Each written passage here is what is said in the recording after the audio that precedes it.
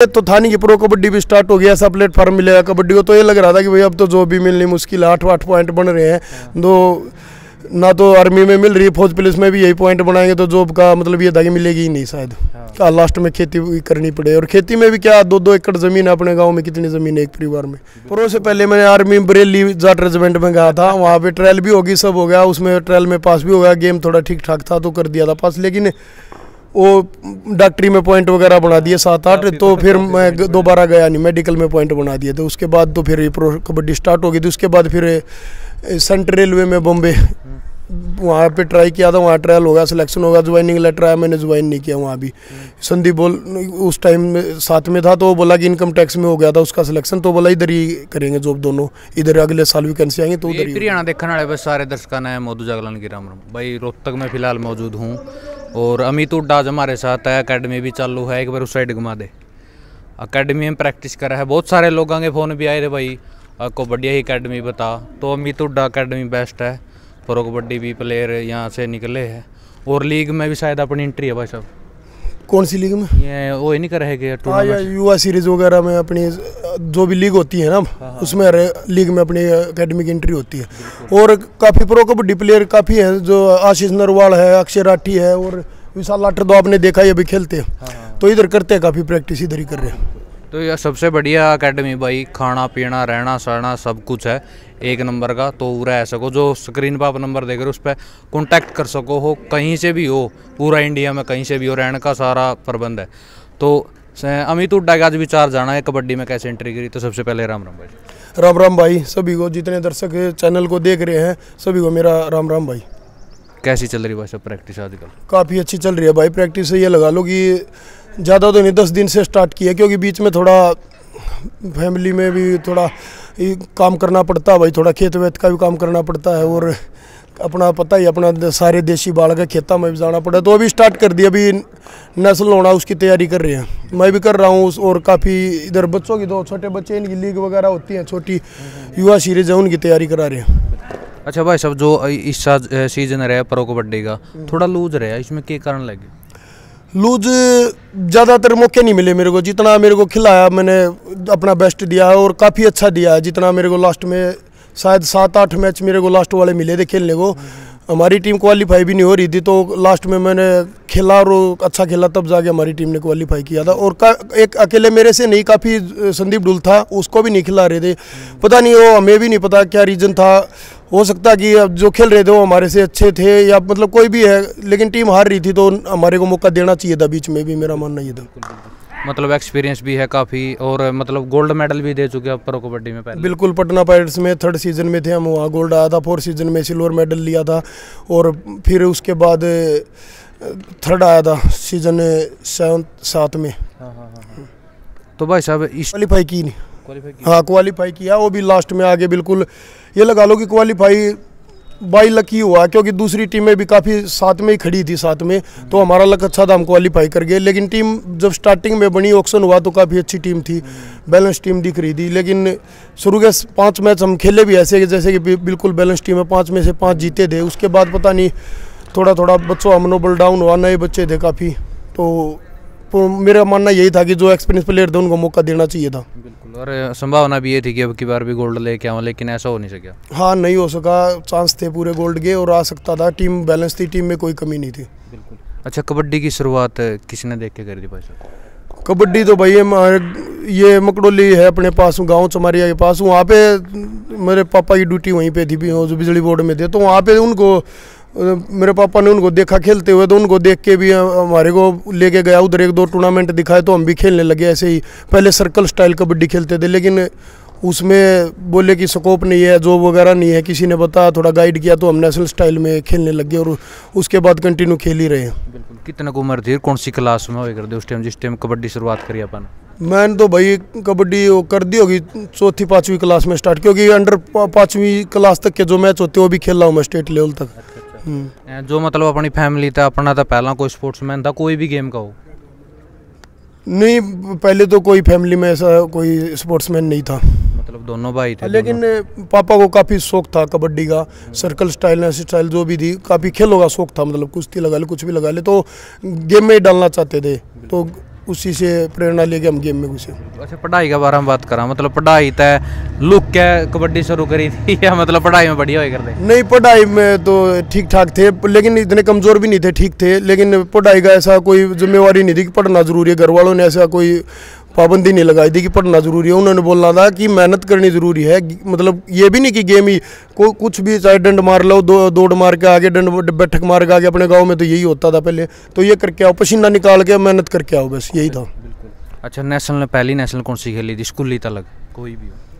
स्कूली से अलग? स्कूली से अलग तो फिर सीधा सीनियर नेशनल ही खेला था। अच्छा, मतलब जूनियर जूनियर कोई नहीं खेली? ऑल इंडिया यूनिवर्सिटी वगैरह कुछ? यूनिवर्सिटी खेला था। हाँ, कि कुरुक्षेत्र यूनिवर्सिटी में था, तो तब खेले थे हम। वो मद्रास में हुई थी, चेन्नई में वो खेले थे, वहाँ पे सिल्वर मेडल आया था यूनिवर्सिटी में। कितनी यूनिवर्सिटी खेले भाई?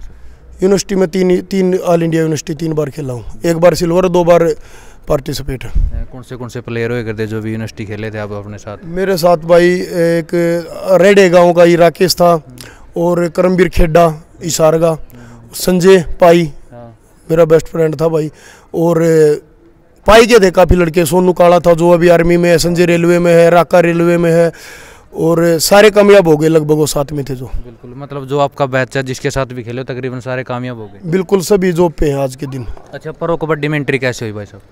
प्रो कबड्डी में यहाँ पे फर्स्ट सीजन हुआ, तब हम उधर थे गांधीनगर हॉस्टल में, तो वहाँ से संदीप को बुलाया, नरवाल को। वो आर्मी वालों की परमिशन नहीं हुई, तो उसका संदीप का नंबर आया था, और संदीप काफ़ी अच्छा खेला पहला ही सीजन प्रो कबड्डी, संदीप नरवाल। तो उसके बाद संदीप मेरा बेस्ट फ्रेंड है, तो उसने बोला कि यहाँ पे ट्रायल होगी, ये पटना पायरेट्स की, यहाँ पे रामेर कोच साहब ले रहे थे दिल्ली में एयरफोर्स के सेंटर में, तो वहाँ ट्रायल देने गए थे। वहाँ ट्रायल दी, वहाँ पे संदीप ही लेके गया था हमारे को, स्टार्टिंग उसी ने कराई है मान लो। उसके बाद हमने ट्रायल अच्छी दी, कैंप लग गया, कैंप में अच्छा किया, तो फिर वहाँ पे मतलब साइन हो गए थे, कॉन्ट्रैक्ट साइन हो गया था। उसके बाद तो कंटिन्यू फिर खेल ही रहे। बिल्कुल। अच्छा, जो पहली बोली लगी थी अपनी, मतलब जो कॉन्टैक्ट हुए थे, कितने लाख रुपए के हुए थे? तब 1.5 लाख रुपए में कॉन्टैक्ट हुआ था। 1.5 लाख रुपए उस टाइम बहुत लगता था, मतलब कभी देखा ही नहीं था एक साथ इतना, तो 1.5 लाख काफ़ी मतलब बड़ा अमाउंट था उस टाइम, हमारे लिए तो था ही। अच्छा, जब कबड्डी शुरुआत करी थी, न्यू मालूम था कि प्रो कबड्डी भी चालू होगी, कबड्डी इतने लाखों में खेलेगी, करोड़ों में खेलेगी? नहीं, ये नहीं था। कबड्डी स्टार्ट की तो सिर्फ और सिर्फ मतलब फिर एक मनोरंजन के लिए, और फिर लास्ट में थोड़ा आगे ये हो गया था कि जॉब लग जाएंगे, कहीं कोई बेल्ट की नौकरी मिल जाएगी, BSF CRP है, कुछ भी मतलब बेल्ट की नौकरी मिल जाए, उसके लिए स्टार्ट की थी। अच्छा, पर होता पहला भाई साहब जॉब की कितनी ट्राई मारी, कितने धक्के खाए, सारी बताओ। प्रो से पहले भाई जैसे टूर्नामेंट वगैरह भी खेलने जाते थे, गांव की टीम होती थी, तो मतलब रोडवेज, हरियाणा रोडवेज में लटक के बिना टिकट के जाते थे, फ्लैंग आ जाती, फिर वो कूद के भागते बस से। फ्लैंग ने पीटा भी, 1-2 बार पीटे भी हैं, भागे जाते, छोटे छोटे थे तो कभी भागे, कभी ठ्यागे फ्लैंग को, कभी 500 रुपये दे दिया। ऐसे ही मतलब काफ़ी संघर्ष भरा जीवन था। मतलब काफ़ी गांव मेरा यहाँ से रोहतक से 10 किलोमीटर है, तो साइकिल पे स्टेडियम में आना, छोटू राम स्टेडियम है रोहतक शिला बाईपास पे, वहाँ से वापस जाना, शाम को फिर आना, मतलब 40 किलोमीटर तो साइकिल हो ही जाता था डेली का, और फिर उसके बाद प्रैक्टिस भी करनी होती थी। अच्छा, जॉब की कौन सी ट्राई करी? पर होता पहला?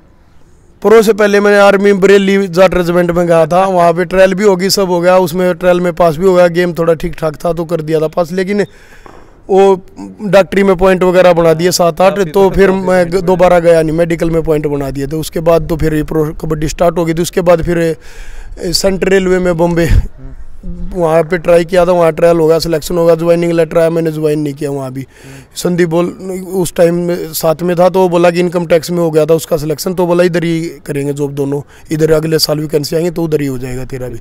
अच्छा, जब मेडिकल में अपने 6-7 पॉइंट बने थे, कितना के कुछ लग गया था भाई जॉब नहीं मिलनी, क्योंकि आर्मी में पुलिस में जाएगा तकरीबन पहला तो टाइम में ये तो था नहीं कि प्रो कबड्डी भी स्टार्ट हो गया, ऐसा प्लेटफॉर्म मिलेगा कबड्डी को, तो ये लग रहा था कि भाई अब तो जॉब भी मिलनी मुश्किल है। 8 पॉइंट बन रहे हैं, तो ना तो आर्मी में मिल रही है, फौज पुलिस में भी यही पॉइंट बनाएंगे तो जॉब का मतलब ये था कि मिलेगी ही नहीं शायद। लास्ट में खेती करनी पड़े, और खेती में भी क्या 2-2 एकड़ जमीन है अपने गांव में, कितनी जमीन है एक परिवार में, तो बहुत बुरा हाल था। साई में कैसे जाना है भाई सब करता है, किसी ने कोच साहब ने कड़ा देखे थे, कुकर ट्रायल देने गए थे, किस्ती बताया था। साई में पहले मेरे गांव के थे सन्नी और एक बूरा, वो गए थे सबसे पहले, मेरे गांव के 2 बच्चे गए थे उधर साई में। मैं उस टाइम सोनीपत साई में ट्रायल दे के आया था, अंडर 19 का नेशनल खेला था मैं स्कूल का, तो उसमें से वहाँ पे सोनीपत ट्रायल दी, तो मेरा सोनीपत हो गया था, ये गांधीनगर गए थे। सोनीपत जाने के बाद 1 साल में वहाँ रहा, मेरे लिगामेंट इंजरी हो गई थी, लिगामेंट टीयर हो गया था ACL, उसके बाद सर्जरी कराई, तो उसमें दोबारा परफॉर्मेंस में आने के लिए 2 साल लग गए। तो फिर मैं गांधीनगर दो थे गांव के बच्चे, सनी और बुरा थे, वो SSB में है। और तो उनको देख के फिर वहाँ पे अच्छी प्रैक्टिस होती थी। जयवीर शर्मा कोच साहब हैं वहाँ पे, काफ़ी अच्छी प्रैक्टिस कराते हैं, अब भी अच्छी होती है वहाँ पे। तो फिर मैंने सोचा यहाँ ठीक होने के बाद लिगामेंट की सर्जरी बाद मैं चला गया गांधीनगर, वहाँ पे मैं 6 साल कंटिन्यू रहा। हाँ, तो वहाँ से तो सीधा फिर प्रो कबड्डी में स्टार्ट हो गया था। आप भाई सब नेशनल भी हरियाणा तक तकरीबन कई नेशनल खेले गए, लेकिन हरियाणा गढ़ भी मैंने आया कबड्डी, लेकिन हरियाणा का गोल्ड नहीं आ रहा। तकरीबन 2000 में आया था, 2001 में, उसके बाद गोल्ड नहीं आ रहा, क्या कारण लग गया? गोल्ड हरियाणा का आएगा पता नहीं, काफ़ी अच्छी बैलेंस टीम थी पिछले साल। तो ये सभी को ये लग रहा था, जो दादरी में नेशनल हुआ था, कि हरियाणा के 12 के 12 प्लेयर मतलब ऐसे थे कि टॉप की मेडल आएगा। फिर वही हो जाता, थोड़ा बैलेंस टीम, ज़्यादा अच्छे प्लेयर होते हैं ना, उस टीम में भी थोड़ा प्रॉब्लम आ जाती है। ये प्रॉब्लम आती है उसमें कि किसको अंदर खिलाएं, किसको बाहर बिठाएं। तो इसके कारण शायद मेरा मानना यही है कि हम गोल्ड नहीं ले पाए। बिल्कुल, अच्छी टीम सर्विसेज वगैरह भी आ रही थी, वन साइडर आई थी, और देख ले लास्ट में आ रहे किस्त है। हाँ, महाराष्ट्र से आ रहे, वो भी अच्छी टीम है, हम उसको कमज़ोर नहीं आंक सकते। लेकिन ये नहीं था कि हम उससे हार जाएं, क्योंकि हमारे उनसे काफ़ी एक्सपीरियंस प्लेयर भी थे और सीनियर भी थे। हाँ, तो उसमें ये मेरे को तो यही मानना है, मेरा जहाँ तक मेरी सोच है, बाकी कोच साहब की अलग सोच हो सकती है। मेरा यही है कि बार बार चेंजिंग, एक मैच में मैं खिला दिया, कि मैं संदीप खिला दिया, कि मैं सौरभ को खिला दिया। प्लेयर तीनों अच्छे हैं, प्लेयर में कोई कमी नहीं थी, प्लेयर तो 12 के 12 अच्छे थे, लेकिन किसी ना किसी पे एक पे भरोसा करके पूरा टूर्नामेंट उसी को खिलाना पड़ेगा। अच्छा भाई सब, प्रो कबड्डी में जान खातर जो नए बालक है उनकी के कुछ करना पड़ेगा, जो प्रो कबड्डी में जाना चाहे उनकी राह नहीं पै रहा? रास्ता तो बहुत है, रास्ते तो ज़्यादा से ज़्यादा। हरियाणा में तो इतने टूर्नामेंट होते हैं लोकल, और लोकल टूर्नामेंट ऐसे नहीं कि उनका नाम ही के लोकल है, उनको सब देखते हैं। हर एक टीम के ओनर तो नहीं, शायद मैनेजर और कोच हर एक टीम का देखता है। जो प्रो कबड्डी में मैनेजर है, 12 की 12 टीमें फ्रेंचाइजी हैं, वो सभी देखते हैं उन टूर्नामेंट को, क्योंकि 70% अपने हरियाणा के खिलाड़ी हैं जो प्रो कबड्डी में अच्छा कर रहे हैं। तो सभी देखते हैं टूर्नामेंट को। मैं तो मानता हूँ जितना नए प्लेयर है अपना, ये जो जितने भी टूर्नामेंट होते हैं, अपनी टीम जोड़ के टूर्नामेंट में जाओ और अपना बेटर करो, अपना 100% दो। कोई ना कोई कोच तुम्हारे को देख के फ़ोन करेगा, NYP में साइन कराएगा ही कराएगा। और काफ़ी अभी तो एक युवा सीरीज चल गई, काफ़ी अच्छा प्लेटफॉर्म मिला है। वो 18 से 23 साल तक के बच्चे हैं उसमें, और प्रो कबड्डी में 18 से 22 लेते हैं, तो काफ़ी अच्छा मिल गया। एक वो उसमें खेलते दिखेंगे तो उन मैचों को सभी देख रहे हैं लगभग। अच्छा, फैमिली की बात करें, फैमिली में कौन कौन है भाई सब अपना? फैमिली में भाई हम 2 भाई हैं और भाभी जी है एक, फिर मम्मी पापा हैं, भाई के 2 बच्चे हैं, एक बच्चा मेरा है, मेरी वाइफ है, यही बस। अच्छा, फैमिली में सबसे ज़्यादा सपोर्ट किसने करे हो?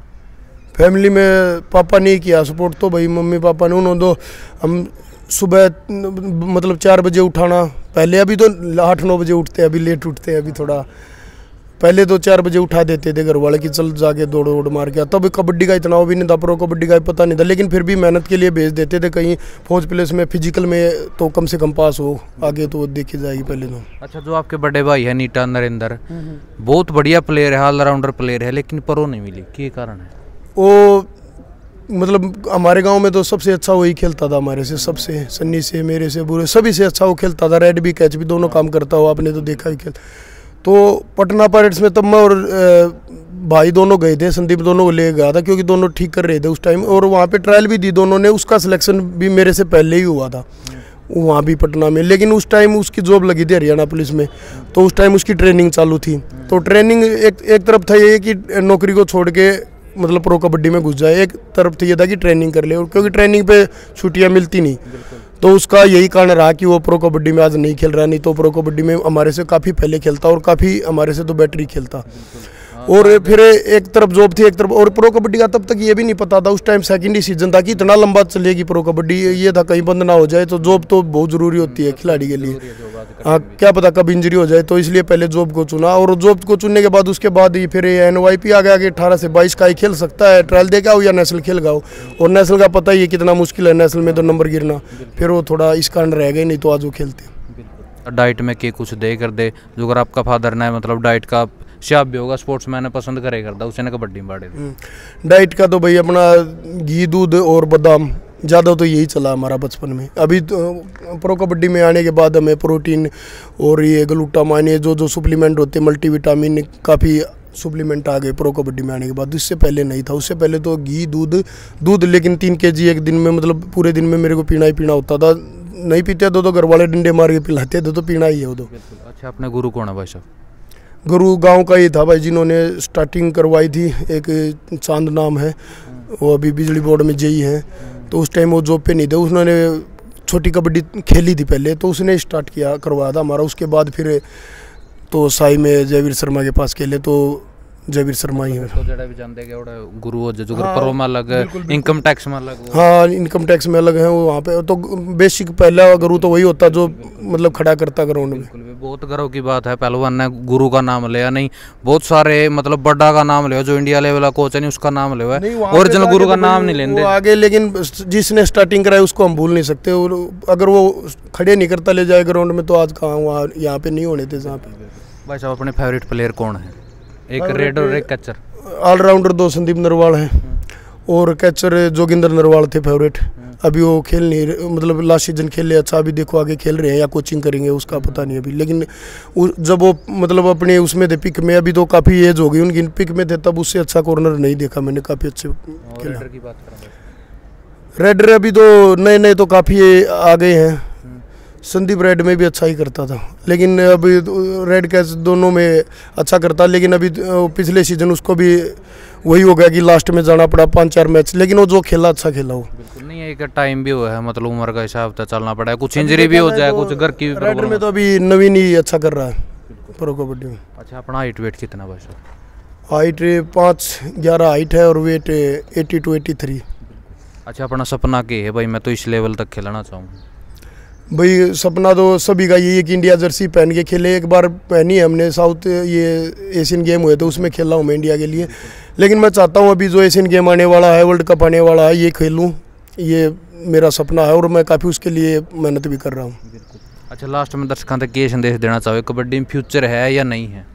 कबड्डी में भाई जो मतलब अगर मन लगा के मेहनत करेगा, डिसिप्लिन में रहेगा और अपने अनुशासन में रहेगा, गलत उसमें संगत में ना पड़े, तो फ्यूचर है। अगर ये सोच रहे कि हम कबड्डी भी कर रहे हैं, फिर उधर से मतलब डाइट भी फॉलो नहीं कर रहे और शेड्यूल भी ठीक नहीं, 1 दिन प्रैक्टिस कर ली, 2 दिन रेस्ट कर लिया, 10 दिन प्रैक्टिस कर लिया, 1 महीना रेस्ट कर लिया, तो फिर फ्यूचर नहीं है। फ्यूचर है उसी का है, लेकिन जो अनुशासन में रेगुलर प्रैक्टिस करेगा उसी का फ्यूचर है। अच्छा, लाइफ में कदे डीमोटिवेट हुए भाई साहब? भाई मैं तो जमा तंग हो लिया, बिल्कुल कबड्डी भी छोड़ दूंगा। बिल्कुल हुए, कई बार ऐसा हुआ कि परफॉर्मेंस बहुत ही डाउन चली गई। जब मेरा इंजरी हुई थी, लिगामेंट टूटे थे, तो घर वालों ने भी बोल दिया था कि भाई तू गेम छोड़ के अपना कुछ और काम धंधा छेड़ ले, कोई कंपनी वगैरह में जॉब कर ले। घर वाले भी काफ़ी निराश हो गए थे मेरे से, मैं भी काफ़ी डिमोटिवेट हो गया था। लेकिन फिर भी मैं मतलब यही रहा कि एक चांस और लेना, एक चांस और लेना। हार नहीं मानी तो आज यहाँ, नहीं तो हम पता नहीं कहाँ क्या कर रहे होते आज। यही है कि भी हार नहीं माननी चाहिए ज़िंदगी में। जब तक हम जी रहे हैं तो लड़ते रहना चाहिए। संघर्ष है ज़िंदगी, एक संघर्ष करते रहेंगे तो कुछ ना कुछ लेके मरेंगे, नहीं तो कोई नहीं पूछेगा, भाई यहीं रह जाते हैं। धन्यवाद भाई साहब। तो अमित हुड्डा के अपना विचार जाने, जो अपने विचार है वो नीचे कमेंट बॉक्स में जरूर देने हैं। अगर भाई कोई इस अकेडमी में आना चाहो, जो स्क्रीन पर नंबर दिख रहा है, दोबारा फिर हम बताऊँ, उस पर कॉन्टैक्ट कर सको हो। फीस भी बहुत है, अगर अपनी वीडियो देख के आओगे तो कुछ न कुछ विशेष छूट मिलेगी। बिल्कुल भाई मोदू, आप आए हो तो छूट तो कर देंगे, कोई नहीं। लेकिन हम ज़्यादा नहीं कर रहे, हमारा डाइट बहुत अच्छा है। हमारा डाइट प्लान देखेंगे, काफ़ी अकेडमी है, मैं ज़्यादा जानता नहीं, काफ़ी अकेडमी में मैं जाके देखा नहीं, लेकिन काफ़ी अकेडमी है जो 2 ही टाइम खाना देते हैं। सुबह 10-11 बजे रोटी सब्जी दे दी, शाम को 8-9 बजे रोटी सब्जी दे। लेकिन हमारा जो डाइट शेड्यूल है, सुबह ब्रेकफास्ट में अंडे, केले, दलिया, जो मतलब साई हॉस्टल का जो स्पोर्ट अथॉरिटी ऑफ इंडिया में वहाँ पे रहा हूँ 6 साल, तो मेरे को प्रॉपर पता है कि क्या डाइट देनी है बच्चे को, तो उस हिसाब से हमने डाइट कर रखी है। तो उस डाइट के हिसाब से हम ज़्यादा पैसे नहीं ले रहे। तो भाई वीडियो ने शेयर बैठा दियो, धराधर मिलते किसी नेक्स्ट वीडियो में, तब तक के लिए जय हिंद।